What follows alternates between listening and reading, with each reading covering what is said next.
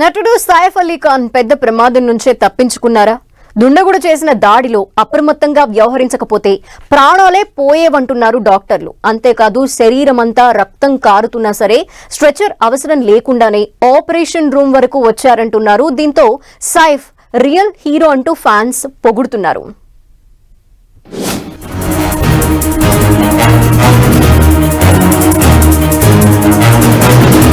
సైఫ్ అలీ ఖాన్ పై దాడి కేసులో సస్పెన్స్ వీడలేదు. ఈ కేసులో నిందితుడిని పోలీసులు అదుపులోకి తీసుకున్నట్లు శుక్రవారం ఉదయం నుంచి జరిగిన హడావడి అంతా వట్టిదే అని పోలీసులు తేల్చడం మరో మలుపు కాగా, సైఫ్ అలీ ఖాన్ పెద్ద ప్రమాదం నుంచి బయటపడినట్లు తెలుస్తోంది.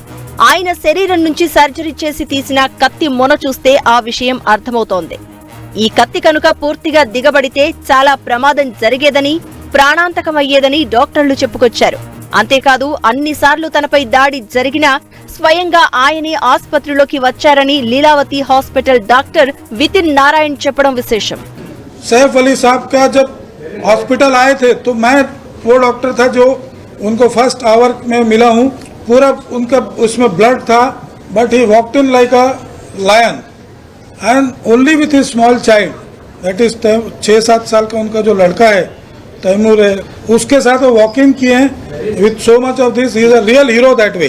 फिल्मों में हीरोगिरी करना वो सब ठीक है, बट ये घर में आपके ऊपर कोई अटैक हो रहा है एंड आप as a hero you have actually acted and you have come out with such a thing. He is doing presently very well. His parameters have improved. He is being shifted from ICU to a special room for him.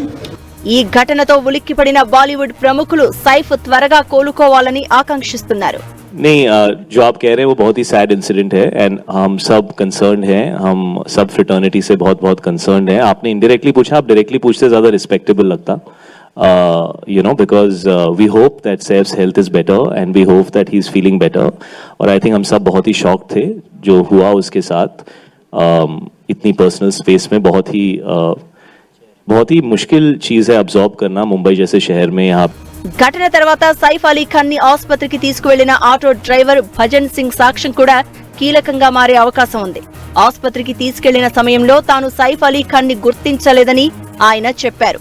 ఆసుపత్రిలో చేర్పించే ముందు స్వయంగా తాను సైఫ్ అని చెప్పినట్లు auto driver చెప్తున్నాడు. Auto ఎక్కుతున్న సమయంలో సైఫ్ శరీరమంతా రక్తం కారుతోందని చెప్పాడు. ఏసీపీ దయానాయక్ ఆధ్వర్యంలో బాంద్రా పోలీసులు ఎంక్వైరీ చేస్తూ ఉండగా ఫోరెన్సిక్ ఎక్స్పర్ట్స్, ఫింగర్ ప్రింట్ స్పెషలిస్టులు సైఫ్ ఇంటి పరిసర ప్రాంతాలు పరిశీలించారు. మరోవైపు సైఫ్ అలీ ఖాన్ ఇంట్లో పర్యవేక్షణ కోసమని ఒక్క సర్వైలెన్స్ కెమెరా కూడా లేకపోవడం చాలా ఆశ్చర్యం కలిగిస్తోంది. ఇదే విషయం ముంబై పోలీసులు కూడా చెప్తున్నారు. దీంతో సైఫ్ ఇంట్లో కానీ బయట కానీ దుండగుడి కదలికలు పట్టుకోవడం కష్టమవుతోందని చెప్తున్నారు.